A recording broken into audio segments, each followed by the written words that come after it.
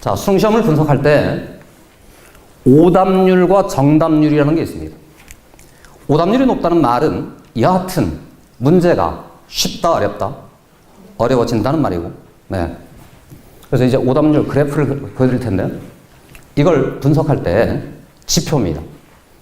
역사적으로 어떻게 변해가고 있는가, 얘를 분석하다 보면 절대 난이도의 어떤 흐름 하나를 잡아볼 수 있습니다.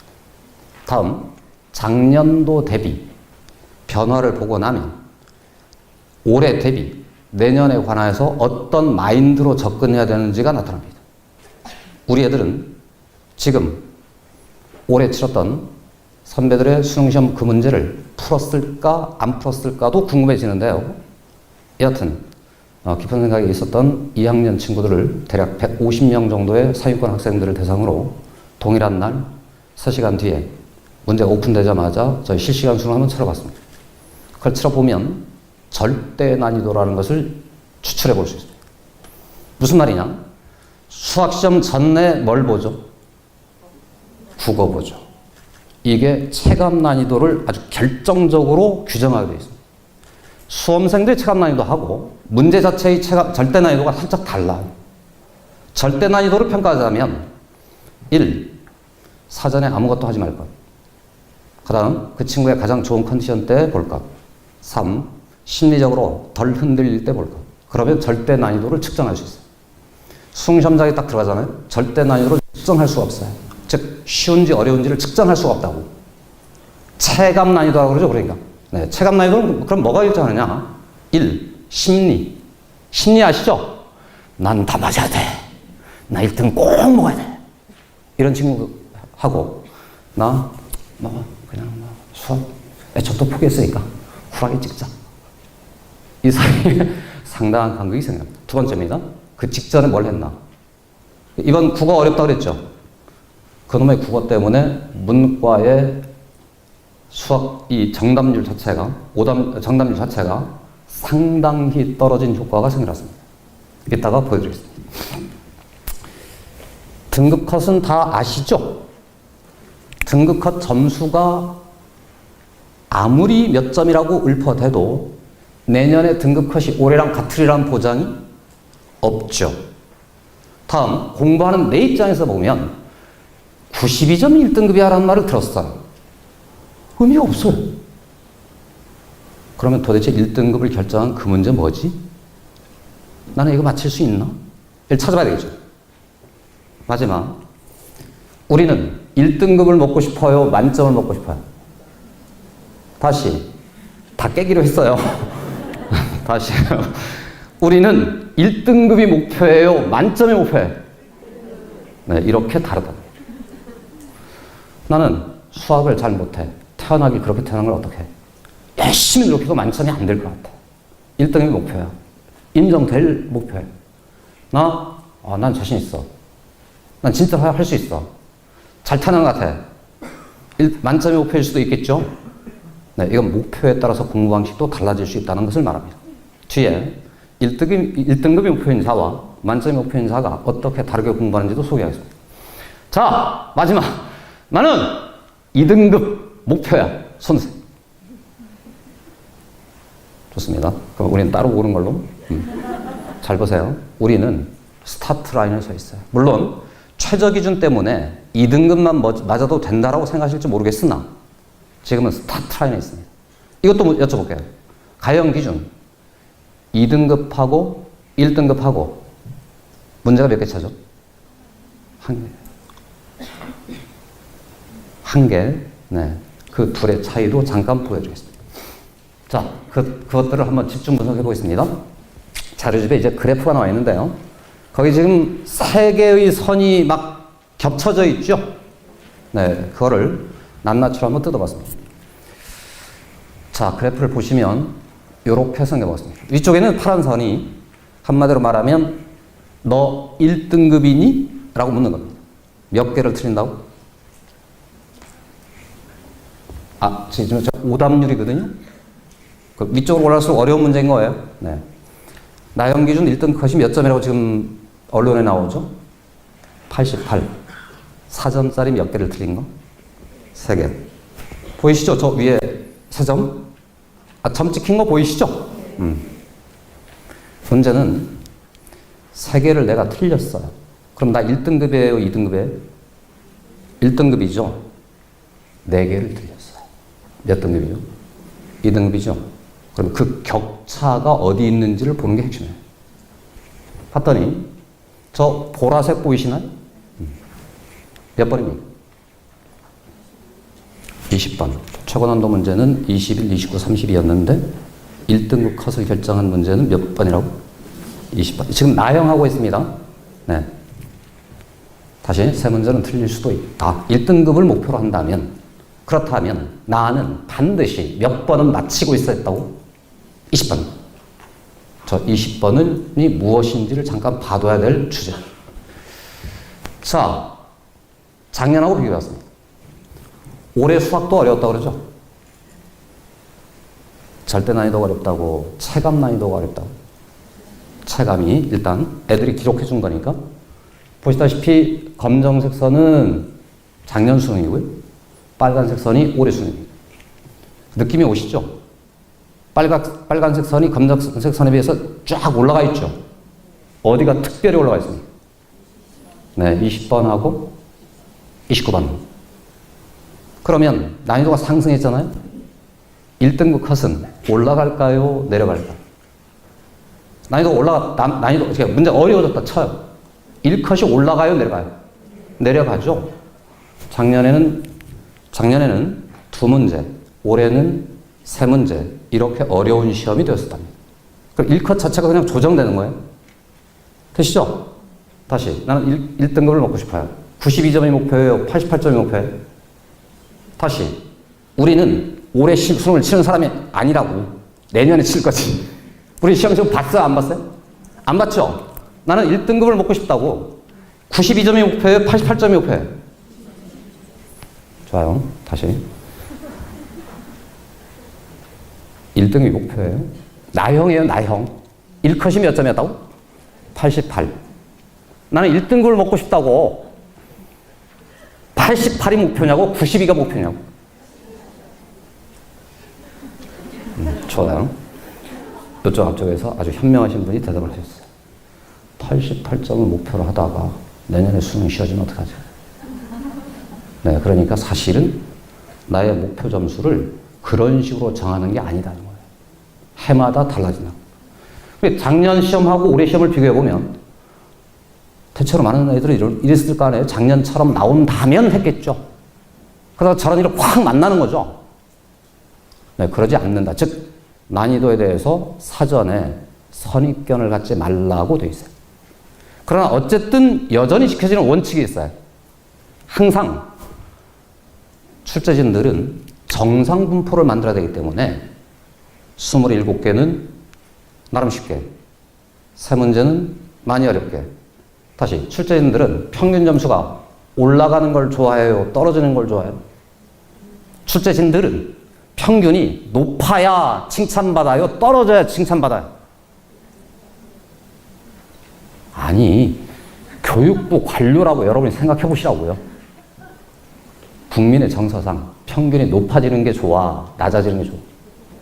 물론 무조건 평균은 높아지게 만들어야 돼요. 그래야 불가능해요.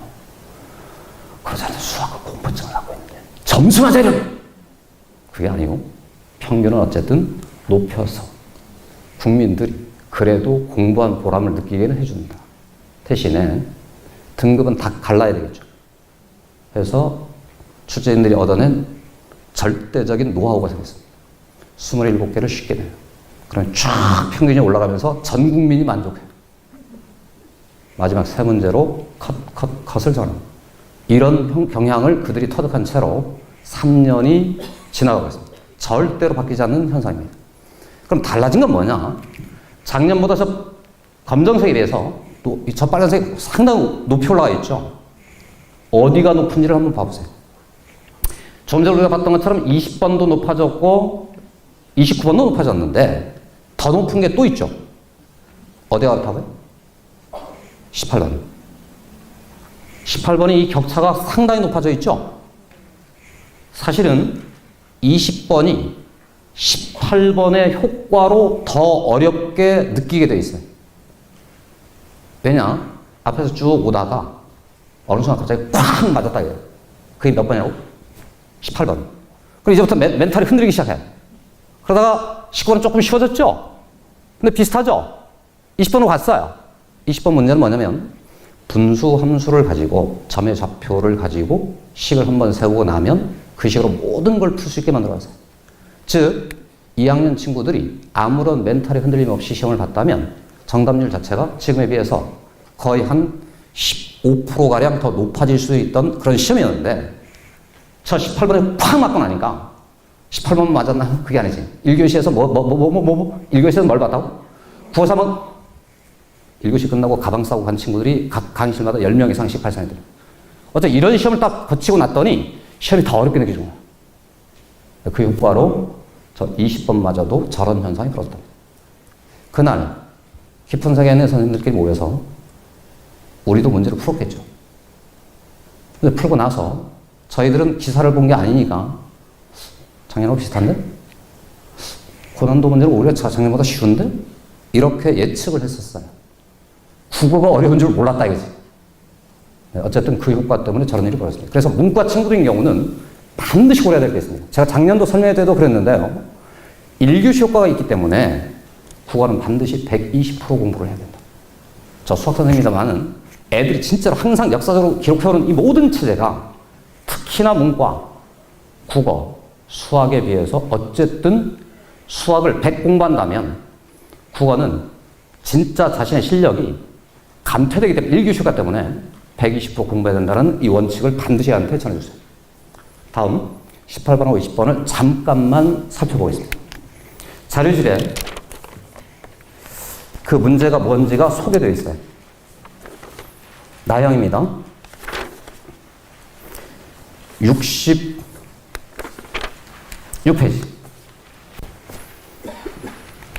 18번에 문제가 보이시나요? 18번 보이십니까? 66페이지입니다. 18번 보이시죠? 네. 출제 단원이 어디라고? 확률. 거기 별표였어요. 자, 우리가 다 아는 비밀. 문과가 수학을 잘해요? 이과가 수학을 잘해요? 이과. 이과가 확률을 잘해요? 문과가 확률을 잘해요? 이과. 어쨌든 수학에 오면 무조건 정답은 다 이과입니다. 문과 애들이 확률을 잘 못해요. 아, 좀 만만하지 않나요? 쉬우면 잘해요. 좀 어려워지면 못해요. 확률 단원은 출생의 비밀을 평가하는 시험입니다. 확률 못하는 애들이 국어도 못합니다. 지문이 복합적이에요. 독해 능력을 테스트하는 거예요. 독해 더하기 수학을 한다는 거예요. 네. 그래서 확률 쪽 공부는 여하튼 꾸준히 난이도를 조금 더 높여서 공부를 하는 것이 문과가 성공하는 하나의 원칙입니다. 다음 20번 보십시오. 20번의 출제 단어는 뭡니까?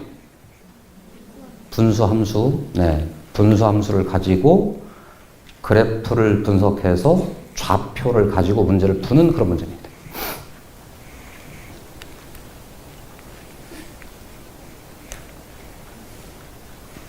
이게 왜 안 되죠? 뭐가 문제가 있나? 넘겨봐 주세요. 자, 하시는 김에 이거 한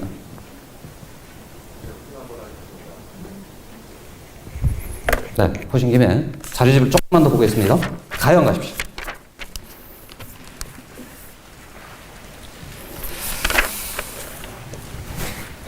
잘 됐어요. 좋아. 이제부터 진짜 공부하는 심정으로. 저기 꺼졌죠? 이제부터 펜 들고 학생처럼 공부하는 겁니다. 가형. 61페이지입니다. 진한 선이 2019 수능입니다. 느껴지시죠? 조금 연한 칠선이 작년 수능입니다. 이과 어려워진 거예요? 쉬워진 거예요? 쉬워졌죠. 특별히 쉽게 느껴지는 문제가 몇 번입니까? 옳지. 21번의 별표. 다음 이과의 1등급 컷은 92점이라고 그러죠? 몇 개 틀리면 되는 거죠? 2개. 그러면 몇 번은 반드시 맞춰야 된다고? 그 21번. 이게 1컷을 결정한 문제였습니다. 그렇다면 21번이 쉬워졌으니까 많은 애들이 맞췄다는 거잖아요. 많은 애가 맞췄다는 말은 92점인 애가 많다는 거잖아요. 90점이 많아졌다는 말은 경우에 따라서는 1컷이 거기 안 있을 수도 있다는 거잖아요. 그렇죠? 1컷은 상위 몇 %까지라고? 이게 오해입니다. 잘 알면, 잘 들여다보면 동점자들이 거기 많이 있어요. 이해가시죠? 3등급은 상위 몇 %까지죠? 11%까지, 그지? 극단적으로 가정해보면 1등급은 몇 %일 수도 있다고? 10%까지일 수도 있다는 거예요. 올해 이제 성적표를 받아보면 아마도 예상컨대 1등급 비율이 많아질 겁니다. 이해가시죠? 요 사이에 있는 애들은 다 동점자라고, 동점자. 왜? 수학은 4점짜리 하다가 저 밑으로 가서 3점짜리가 등장하는 거니까 격차가 1점 차가 아니라고. 4점 단위로 간단 말이야. 됐죠? 네. 됐나요? 좋아요. 그게 지금 이과 나와, 이과. 좀 전에 봤던 겁니다. 첫 문제. 다시 1컷을 결정한 게 몇 번이었다고요? 21번이었는데 21번이 쉬워졌단 말은 어쨌든 1등급 비율은 많아진다는 얘기입니다. 되시죠? 1등급으로 그러니까 지금 현재 당장 뭘 어떻게 할 수가 없다는 거죠. 다만 우리는 시험을 본 사람의 시험 보기 전에요. 21번이 쉬워졌죠? 내년에는요? 아니 어려워 쉬워 이런 리듬을 타는 게 아니고 모른다. 난이도를 사전 예측하는 것처럼 바보짓이 없다는 거야. 자, 좋아요. 쉬워진다고 예측했어. 공부를 열심히 해요, 덜해. 이 안일함이 최고로 문제다, 이거예요. 그러다 팍! 폭탄을 맞는 거지. 이해하시죠? 네, 여러분이 공부 안 하는 거니까 애들한테 꼭 전해주세요. 네. 지나갑니다. 자, 14번하고 19번이 또 문제입니다. 저기도 그런 느낌이 있죠? 이게 검정색에 비해서 상대적으로 높아진 문제들이 있죠? 다시. 21번이 떨어지면서 어쨌든 난이도는 쉬워진 것처럼 보이는데 애들이 이상하게 저기를 많이 틀린다 이거예요. 19번 보이시죠? 근데 이상하게도 14번 보이시나요? 14번이 주관식 출발 문제입니다. 죄송합니다. 4점짜리 시작 문제입니다. 13개의 문제가 쉽게 가요. 2, 3점짜리로. 그러다가 딱 바뀌는 시점에 14번. 출제자들이 회심의 일탈을 날립니다. 해마다 그렇습니다. 집에 가시거든 14번 문제는 쉬운 문제일 테니까 애가 내신 대비를 할지라도 저 문제를 한번 뽑아다가 풀려보세요. 애가 푸나 못 푸나. 저희가 저렇게 오답률이 높아지잖아요. 보기에 그냥 서둘러 확 보면 1, 2, 3, 4, 5 1, 2, 3, 4, 5 저는 1, 2, 3, 4, 5를 더하세요. 1, 2, 3, 4를 몽땅 더해서 1, 2, 3, 4를 몽땅 더해보세요. 15죠? 네, 눈에 그냥 1, 2, 3, 4, 5 보여요. 그림이 그려져 있어요. 숫자가 써 있어요. 몽땅 더하래. 1, 2, 3, 4, 5 15 찍고 지나가는 실수가 만들어진 비글. 아무리 생각을 해도 저기를 틀릴 수가 없어요. 저만큼 오답률이 높아질 수가 없어요. 서두름의 이유. 14번 만만한 위치예요. 근데 이과 친구들은 이렇게 학습이 돼 있어요. 저 뒤쪽에 어려운 문제가 많기 때문에 빨리. 근데 14번이 페이지의 마지막이에요. 넘어가고 싶어. 그러면서 저런 비극이 생깁니다. 그래서 이과 저 14번 쉽고 쉬워서 고1한테 내도 풀 수 있는 문제예요. 고1 중위권도 풉니다. 깊은 생각에 봤더니 정답률이 99%입니다. 어떤 바보가 생겼단 말이죠. 그 새끼도. 그런 약점이 됩니다. 네, 서두르지 말라. 이겁니다. 다음. 최근한 문제를 잠깐 소개하겠습니다. 이건 자료집에 없습니다. 어쨌든 이과가 배우는 과목이 총 4과목인 거 아시죠? 2학년, 3학년에 걸쳐서. 수능 시험은 저 중에 몇 과목으로 본다고 되어 있습니까? 이과는 3개, 그죠? 3개. 어떻게? 미적투, 기백, 확통. 그러나 그런 명목이라 그러고 왼쪽에는 미적분원하고 미적분2는 미적분원이 개념, 미적분2가 심화입니다. 이번 30번도 섞여 나와요. 되시죠? 이과는 그러니까 사실상 수능시험 범위가 4과목이라고 생각하면 좋습니다. 자, 여하튼 최고난도 문제는 언제나 해마다 저곳에서 나옵니다. 단원이 어디? 미적투하고 기백. 기백이 내년에는, 내후년에는 우리가 재수할 때는 살아있다고 사라진다고? 사라져요, 그죠? 우리가 제일 불행해요. 내년 수능은 살아있잖아요. 누가 강해요? 내년 수능에 기백이 살아있잖아. 누가 세냐고. 재수생. 내후년 수능. 내가 만약 재수하면 내가 세진다고, 안 세진다고? 이해가시죠? 올해 얼마나 각오가 대단해져야 되는지가 드러나는 얘기예요. 조금 전에 김찬 선생님은 재수할 때 유불리를 따졌죠. 그게 아니죠. 재수를 목표로 공부하는 사람이 어디 있어요? 올해를 봐야지. 올해. 재수생이 많다고 적다고? 왜요? 국어 때문에. 그 새끼들이 수학은 잘했다 이거야. 그럼 내년 더 세다는 얘기잖아. 기백. 지금까지 기백을 공부 안 해본 친구들은 반드시 이 겨울에 그 고비 하나를 넘어가요. 되시죠? 지나갑니다. 네, 14번 부등식이었고요. 19번이 평면도형이었는데 서두름과 선입견이 저 문제들을 틀리게 만든다. 지나보겠습니다. 자, 이번에는 모평이랑 비교하겠습니다. 이게 또 자료집에 있습니다.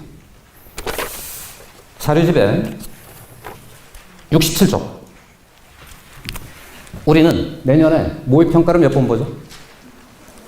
2번 보죠, 2번. 몇 월에? 6월에 한 번, 9월에 한 번 해서 애들은 6평, 9평이라고 부릅니다. 모의평가는 주관하는 기관이 수능 출제기관이기 때문에 저 2번의 시험을 거친 후에 수능을 보게 되어 있습니다.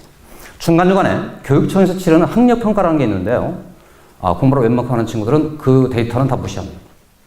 별로 중요하지 않다고 생각합니다. 모의평가를 통해서 나의 상대적 위치를 계측하고 그곳에서 뭔가의 암시 또는 복선들이 있는지를 찾아서 수능으로 가보는 겁니다. 그럼 제1번 질문입니다. 언제나 모평하고 수능은 같은지 이걸 한번 분석을 해봐야 됩니다. 다음 두 번째는 모평, 6월 모평과 9월 모평이 주는 메시지를 확실하게 정리해서 그 시험 점수에 나는 어떻게 대응해야 되는지를 결정해줘야 됩니다. 부모님들이 해주시는 역할, 그 시험의 의미, 성격은 여러분들도 시험을 치르지 않지만 어쨌든 역사가 그러기 때문에 알 수 있어요.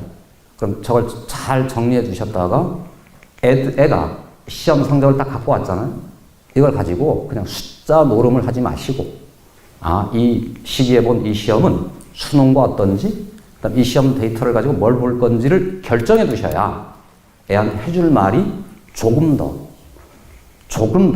전문가스럽고 요즘 애들은 엄마를 사랑하여 엄마 말을 듣는 게 아니에요. 우리 때는 그랬어요. 엄마를 사랑해. 너무 안타까워. 엄마가 아무리 바보 같은 말을 해도 듣고 믿어줘요. 내가 그랬어요. 요즘 애들은 냉정 싸늘해요. 나는 엄마를 사랑해. 그러나 엄마가 하는 말이 틀린 것을 나는 알아. 틀리면 틀린 거야. 이런 애들입니다. 해서 그 의미를 꼭 정리해 두시는 게 핵심이에요. 마지막입니다. 이과 점수. 내리십시오. 이과가 수능 나형을 칠 수도 있다는 거 아시죠? 네. 이 교과과정 전, 한 3년 전에는 저게 충분히 의미 있는 전략이었어요. 왜? 시험 범위가 그래요. 자, 다시 한번. 이과는 그래서 그 3년 전까지는 이과 중위권 학생이 6월 모평을 딱 치른 후 안 될 것 같아. 나형으로 전향해. 하자마자 이과에서 한 3등급 꼬레비 혹은 4등급이었던 친구가 문과로 이렇게 나형으로 전향하자마자 1등급이 가는 시험이었어요. 근데 이제는 시험 범위가 가형, 나형의 차이가 생겼어요. 가형도 수능 시험을 몇 과목을 가지고 치러요? 3과목. 명목입니다. 나형도 3과목이에요. 이 중 가형 속에 포함되지 않는 나형 시험이 있어요. 과목이. 수2라는 1학년 과목이에요. 조금 전에 보셨던 분수함수가 담겨있는 그 단원입니다. 이거는 공부가 되지 않으면 익숙지가 않아서 여기 성취도가 떨어져요. 근데 수능 최고난이도 문제는 반드시 그 수2에서 나형 한 문제가 등장합니다. 즉, 가형에서 나형으로 전향했어요. 예전에는 내가 주름 잡을 수 있는 단원 요만한 범위 중에 나형으로 가면 범위가 줄어들어서 효과가 있었는데 지금은 가형에서 나형으로 딱 전향하잖아요. 어서 와. 새로 공부할 게 있어. 다시 공부해. 이런 효과가 생겨요. 해서 이과 중에 가형에서 나형으로 전향하려고 하는 친구는 겨울이 끝날 때 결정이 됩니다. 6월에 결정하면 늦는다. 사실은 겨울에 결정한다. 해서 오늘 집에 가시거든 우리 애가 이과로 진짜 성공할 수 있는지 확인해 보시고 영 아니다 싶으면 가족회의를 하시고 나형으로 갈 건지도 지금 결정하셔야 애가 실제 수능에 가서 전향 효과를 얻을 수 있습니다. 자, 다음입니다. 난이도를 잠깐 비교해 보겠습니다. 나형입니다. 그래프에 빨간색이 계속 수능이고요. 네, 나머지가 모평 점수들을 기록해 봤습니다. 자, 그냥 눈에 보이는 대로 나형 6평에 비해서 수능이 쉬워져 있어요? 어려워져 있어요? 어렵게 느끼시죠? 네, 항상 저거는 실난이도라고 체감 난이도라고. 체감. 우리가 고려해야 될 것. 올해 수능은 계속 몇 교시 효과 때문에 그렇게 느껴진다. 비슷한 겁니다. 살짝 다 떨어뜨려야 된다는 거예요. 올해 수능은. 절대 난이도 보면. 반면에 29번, 30번을 봐보십시오. 높아져 있어요? 떨어져 있어요? 떨어졌죠. 그러니까 최상위권의 입장에서는 만만한 시험이다. 9가만 아니었다면. 다음. 6평은 시험 범위가 수능이랑 다릅니다. 즉 6평 점수를 가지고 수능을 운운하는 것은 아직 일과예요. 다시 우리는 재수생이에요? 재학생이에요? 재학생이에요. 6평 점수로 당신의 위치를 완벽하게 결정하는 것은 재학생일까요? 재수생일까요? 재수생은 그럴 수 있어요. 왜? 넌 1년 반 공부했으니까. 니께 다 드러난 거다. 재학생은 아직 저 시기가 완숙도가 떨어진 시점이에요. 그래서 특히나 문과 6월 모평 점수 가지고 왈가왈부하지 말고 6월 모평 점수를 가지고 애를 왈가왈부하기 시작하잖아요. 그러면 애가 포기하게 돼요. 네, 그러면 순식간에 추락해 갑니다. 그래서 특히나 나형은 6월 모평 점수를 실제로 보지 말고 다만 저때 처음 재수생 보기 때문에 내 위치가 재수생이 들어오면서 어떻게 되겠어요? 떨어지는 효과가 나형입니다. 격려를 해야 됩니다. 격려 아시죠? 격려. 네. 애는 와서 물지 몰라요. 네. 그때 아직 너는 시간이 남아있단다. 반드시 그래 주셔야 돼요. 왜냐? 6월은 아직 여름방학 후에요? 전에? 전이라는 점을 염두해 주십시오. 9월 가겠습니다. 빨간색은 수능이고 파란색이 9월입니다. 수능이 9월 모평에 비해서 쉬워요? 어려워요? 어디가 특별히 어렵습니까? 좋아요. 네, 21번, 21번. 21번에는 함정이 있었습니다. 함정, 즉 교과서 1페이지에 나오는 내용인데 애들이 소홀히 여기는 내용이 있다는 겁니다. 어려운 게 아니고 애들이 낚였어요. 네, 그런 효과가 있었습니다. 다음, 이제는 수능시험 전범위입니다. 9월은 여름방학을 지나왔죠. 이제는 냉정하게 저걸 보고 있어야 돼요. 9월은 냉정하게. 다시 나형입니다. 6월은 뭐가 필요하다고? 격려. 9월은 냉정하게. 저 때에 많은 친구들의 운명이 갈립니다. 그래서 문과 친구들한테는 이런 절대적인 원칙이 있어요. 네가 완주하면 1등급이다. 9월부터 유혹하기 시작합니다. 사탐이, 수학부가 해도 점수 잘 안 몰라요. 모든 고등학생은 그때부터 꿈꿉니다. 그래도 사탐은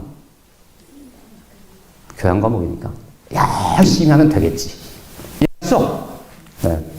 저희 집사람이 지금 늦깎이로 사이버 대학을 다닙니다. 생물학을 포기해요. 나머지는 엄청 열심히 공부하더군요. 네. 그게 몽땅 다 무슨 과목이겠습니까? 교양 과목. 네. 교양 과목은 열심히 해서 학점을 따고, 전공 필수 과목은 오히려 포기하는. 여하튼 저 시점에 포기하지 않는 자, 완주하는 자는 이게 상승해서 올라가야 되겠습니다. 저 때에 꺾이지 않도록 냉정해지긴 하되 학습 리듬을 반드시 유지시키는 것이 문과가 반드시 염두에 둬야 내용입니다. 이번에는 이과 가보겠습니다. 쉬워졌어요? 어려졌어요? 쉬워졌어요. 압도적으로. 저 때는 아주 충격적이었어요. 올해 6평 가연입니다. 일컷이 저기 몇 점이라고 떠 있습니까? 85점. 이과 시험 역사상 저런 점수는 기록되어 본 적이 없습니다. 해서 저희들끼리 이런 얘기를 나눈 바 있습니다. 단군 이래 대한민국에 이과에 수학이 진짜로 핵폭발처럼 못하는 세대가 태어났나 보다. 그러면 어디가 어려운 건데 점선하고 실선하고 29분 30분 가보세요. 예전에 비해서. 그러니까 저 빨간 선이 위에 있죠. 그럼 6평이 더 쉬운 거잖아요. 수능이 어렵고, 그지? 6평이 수능보다 더 높이 있는 게 어디예요? 나머지 전부. 즉, 최고난도 문제는 비슷한데, 앞쪽에서 조금씩 높여나가면 애들이, 이과 애들은 반드시 이런 성향이 있단 말이죠. 서두름, 빨라지려는 욕망. 이것 때문에 저 앞을 틀리고 가는 거예요. 이해하시죠? 이과의 철칙입니다. 급해도 할 건 해야 된다가 철칙입니다. 9평입니다. 수능입니다. 쉬워졌어요? 어려워졌어요? 검정색에 비해서 빨간색이 쉬워진 거냐고 어려워진 거냐고. 최고난도 문제는 쉬워져 있죠. 아니, 검정색에 대해서 빨간색을 보시라고. 21번은 쉬워졌죠? 29번, 30번은 어때요? 그래. 근데 어디는 17번, 18번, 19번 보이시나요? 저기는 지금 빨간색이 더 위에 있죠? 네. 17, 18, 19의 효과 때문에 저 29번, 30번이 그렇게 있습니다. 그 점 염두에 두시면서 다시 이과의 철칙. 급할수록 확실히 할 것은 하면서 지나간다가 원칙. 마지막입니다. 9평은 다시 한번 말씀드리지만 항상 6평 후입니다. 특히나 이과인 경우는 6평은 실험적 성격을 갖고 있기 때문에 상대적으로 앞쪽 문제도 어렵고 절대 난이도도 예측 불허인 실험적 성격의 시험이에요. 얘를 보고 나서 올해 애들의 유전자 지도를 그들이 평가합니다. 애들이 진짜 못하네. 9평이 됐을 때는 조절을 하기 시작해요. 9평까지 치러봤더니 애들이 기백을 너무 못하네. 수능에 가서 역사 1회 지금 저 29번도 그런 얘기예요. 원래 29번은 기하 벡터 중에 제일 어려운 파트가 공간 벡터거든요. 공간 지각력까지 필요하다고 하는 올해는 평면 벡터 문제로 나왔습니다. 공간에 비해서 평면은 좀 만만해 보이시죠?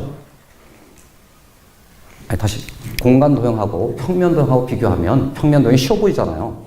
초상위권 애들이 선입견에 빠지면요. 에이씨 29번에 평면 도형이 나오겠어? 그럼 너무 쉬운 거잖아. 안 하기 시작해. 29번은 반드시 공간이고 공간으로 파고 들어가요. 선입견이 주는 맥락 때문에 29번도 저렇게 오답률이 높아집니다. 저희들이 풀어봤어요. 제가 풀어봤는데 저 29번을 제가 3분 만에 풀었어요. 3분 만에 잘 푼 거예요. 29번을. 아니, 29번이요, 29번. 네. 보통 한 15분, 20분 정도의 시간을 필요로 하는 문제인데, 딱 봤는데 그렇다 이거야. 아니, 제 거는 잘 믿음이 안 가시죠? 네. 깊은 생각에 2학년 친구들이 실시간 시험을 봤어요. 29번 정답률이 67%입니다. 2학년 애들이 내신 시험으로 보면 쉽게 푸는데 3학년이 됐어요. 망각하기 시작하는 거예요. 버려버린다고. 그래서 선입견이 대단히 무서운 거다라는 것을 다시 한번